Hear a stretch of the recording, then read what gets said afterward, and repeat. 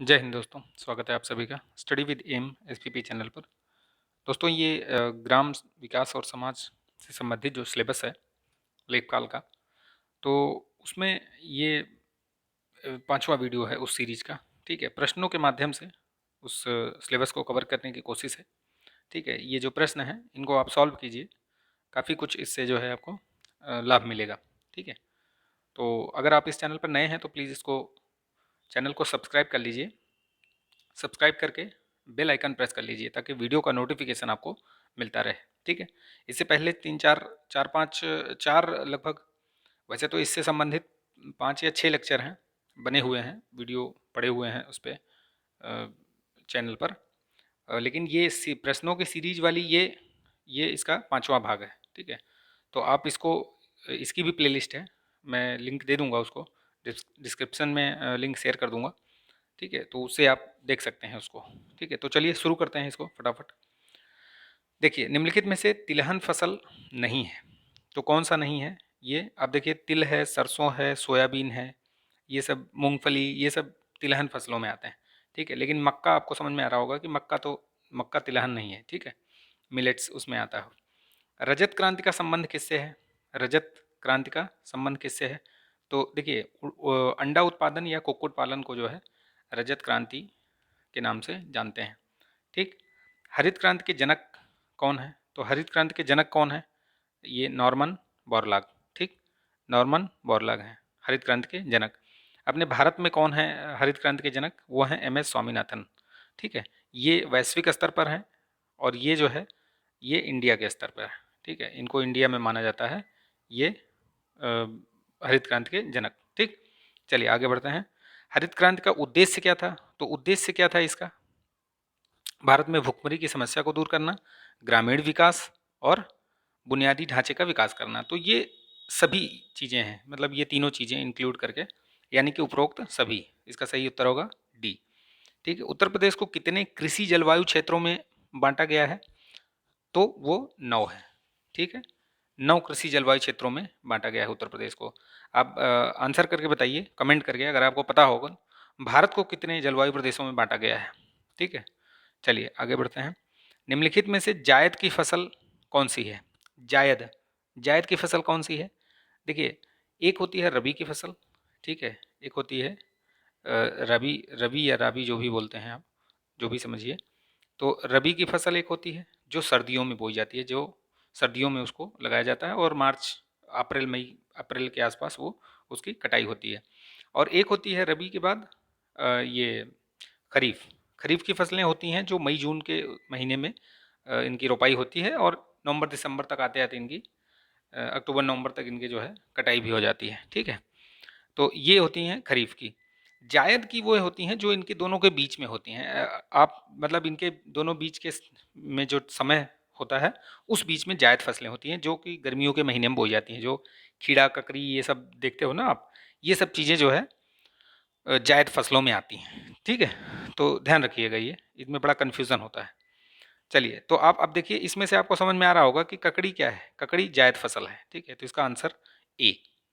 ठीक है, नेक्स्ट देखते हैं। निम्नलिखित में से रबी की फसलें कौन सी? अब देखिए, रबी की फसल इसमें से कौन सी है? आपको थोड़ा सा ध्यान रखना पड़ेगा कि रबी की फसल जो है जो ठंड सर्दियों में लगाई जाती हैं। ठीक है, तो उसमें क्या क्या हो सकता है? देखिए, मक्का, मूंग, ये सब तो गर्मी और उसमें सीजन में लगाए जाते हैं, लेकिन तंबाकू है जो कि रबी की फसल है ये। ठीक है, इसके अलावा भी जैसे धान हो गया, ठीक है, चना हो गया, जौ हो गया, मटर हो गया, सरसों हो गया, तंबाकू, ये सब रबी की फसलें हैं। ठीक, याद रखिएगा इनको, इनको आप ध्यान में रखिएगा। कई बार ऐसे ऐसे प्रश्न घुमा घुमा के पूछे जाते हैं। बंजर भूमि विकास विभाग का गठन कब कब हुआ था? बंजर भूमि विकास विभाग का गठन कब हुआ था? तो 1985 में, याद रखिएगा इसको। वर्तमान केंद्रीय ग्रामीण विकास मंत्री कौन है? वर्तमान में अभी कौन है? तो नरेंद्र सिंह तोमर थे पहले, ये जब प्रश्न छपा था तो उस समय यही थे। अभी इन परिवर्तन हो गया है। अभी जो है कौन है, आप कमेंट करके बताइएगा। ठीक है, चलिए आगे बढ़ते हैं। सुनहरी क्रांति किससे संबंधित है? सुनहरी क्रांति, तो ये आप देखिए, कई टाइप की क्रांतियां हैं, उनको आपको पूरा एक बार मतलब याद करना पड़ेगा। किसी भी उससे आपको कंफ्यूज नहीं होना है। सुनहरी, पीली, हरी, तो ये जितनी भी टाइप की क्रांतियाँ हैं, गुलाबी, उनको सबको आपको ध्यान रखना पड़ेगा। जैसे गुलाबी जो झींगा से उत्पादन हो गया, और ये सुनहरी जो है, ये सुनहरी क्रांति जो है ये फल से, यहाँ पे जो है फल से, ठीक है। तो ध्यान रखिएगा इसको, फल से है यहाँ पे, इसका आंसर होगा ए। चलिए आगे बढ़ते हैं। इनमें से कौन सी फसल खरीफ फसल है? ठीक है, इसमें से फसल आपको बतानी है खरीफ वाली कौन सी है। तो खरीफ देखिए, खरीफ अब गेहूँ, गेहूँ कब बोया जाता है? गेहूँ तो सर्दियों में बोया जाता है, ठीक है। अभी गेहूँ का वो चल रहा है, अभी कटाई, मतलब कुछ दिनों बाद गेहूँ पकने लगे, कटाई होने लगी, तो ये गेहूँ तो नहीं होगा, ठीक है। अब चना भी उसी के साथ ही रहता है, ठीक है। तंबाकू भी मैंने अभी थोड़ी देर पहले ही बताया। तो बचता है कौन सा इसमें? सिर्फ सोयाबीन, ठीक है। तो सोयाबीन जो है वो कौन सी फसल है? खरीफ की फसल है, याद रखिएगा। निम्नलिखित में से कौन सा औषधीय पौधा है? इसमें से कौन सा पौधा है जो औषधीय गुण वाला है? ठीक है, तो ये बेलाडोना है, ठीक है, बेलाडोना, ध्यान रखिएगा। राष्ट्रीय बीज निगम की स्थापना कब हुई थी? राष्ट्रीय बीज निगम की स्थापना कब हुई थी? ये 1963 में। ये सब फैक्ट्स हैं, आप इनको याद रखिए, याद करिएगा, क्योंकि ये इनमें कुछ समझाने लायक ऐसा कुछ है नहीं। जहाँ पे ज़रूरत है मैं वहाँ पे बता दे रहा हूँ आपको। तो राष्ट्रीय बीज निगम की स्थापना कब हुई थी? 1963 में, ठीक है। राष्ट्रीय बीज अनुसंधान एवं प्रशिक्षण केंद्र कहाँ पर है? तो ये वाराणसी में है। आप प्रश्न को देखिए, वीडियो पॉज करके आप अपना प्रश्न प्रश्न को सॉल्व कीजिए, उसको हल कीजिए, जो फिर बाद में मैं उत्तर बताऊंगा, तो आप उससे मैच करके आप लास्ट में, आप वीडियो के अंत में कमेंट कीजिएगा आप कि आपका कितना सही हुआ इसमें, ठीक है। भारतीय कृषि सांख्यिकी अनुसंधान संस्थान, भारतीय कृषि सांख्यिकी अनुसंधान संस्थान कहाँ पे है? तो ये नई दिल्ली में है, ठीक है। ऑपरेशन फ्लड किससे संबंधित है? ऑपरेशन फ्लड, ठीक है, ये दूध से है, ठीक है। इसके जनक कौन थे? ये वर्गीस कुरियन, याद रखिएगा, बहुत बार पूछा गया है। प्रधानमंत्री कृषि सिंचाई योजना कब शुरू हुई थी? 2015 में, ठीक। कब शुरू हुई थी? 2015 में, कृषि सिंचाई योजना, ये भी कई बार पूछा गया है अभी, ठीक। वन नेशन वन कार्ड किस वर्ष लागू हुआ? वन नेशन वन कार्ड, तो अभी ये हाल फिलहाल में ही लागू हुआ है, मतलब 2020 में, ठीक है। सार्वजनिक वितरण प्रणाली की शुरुआत कब हुई थी? सार्वजनिक वितरण प्रणाली की शुरुआत हुई थी 1947 में। ध्यान रखिए, ये सब फैक्ट्स हैं, एकदम फैक्ट हैं, तो अब आप इनको याद ही करना पड़ेगा आपको, और कोई ऑप्शन नहीं है, ठीक है। तो याद रखिएगा इनको। भारतीय खाद्य निगम की स्थापना कब हुई थी? जो एफसीआई है, एफसीआई की स्थापना कब हुई थी? ये 1963 में हुई थी, ठीक है। भारतीय खाद्य निगम का पुनर्गठन किस समिति की अनुशंसा से किया गया था? किस समिति के? वाधवा समिति, ठीक है। तो ध्यान रखिएगा, ये वाधवा समिति, कौन सी समिति? वाधवा, ठीक। चलिए आगे बढ़ते हैं। भारतीय खाद्य, एक मिनट, भारतीय खाद्य निगम का पुनर्गठन किस समिति के अनुसार किया गया था? तो ये वाधवा नहीं, शांता कुमार समिति, माफ़ कीजिएगा, ये शांता कुमार समिति, ठीक है। तो उसे मैं कंफ्यूज हो गया था उसमें, ठीक है। चलिए आगे बढ़ते हैं। ये इसमें भी मैंने शायद गलत बता दिया क्या? भारतीय खाद्य निगम की जो स्थापना हुई है वो हुई है 1965 में, ठीक है। तो ध्यान रखिएगा, ये कब हुई है? 1965 में हुई है ये, ठीक। चलिए आगे बढ़ते हैं, ठीक है। तो याद रखिएगा, वो कन्फ्यूज़न हो गया था। 14 जनवरी 1965 को स्थापना हुई थी, और ये एफसीआई का जो ये पुनर्गठन हुआ है, ये शांता कुमार की अध्यक्षता में एक समिति गठित की गई थी। उनके उनके जो रिकमेंडेशंस थी उसके आधार पर इसका पुनर्गठन किया गया। तो शांता कुमार याद रखिएगा, और उसमें 1965 में। राष्ट्रीय बंजर भूमि विकास बोर्ड, ये राष्ट्रीय बंजर भूमि विकास बोर्ड किस मंत्रालय के अंतर्गत आएगा? ठीक है, तो ये पर्यावरण एवं वन मंत्रालय के अंतर्गत।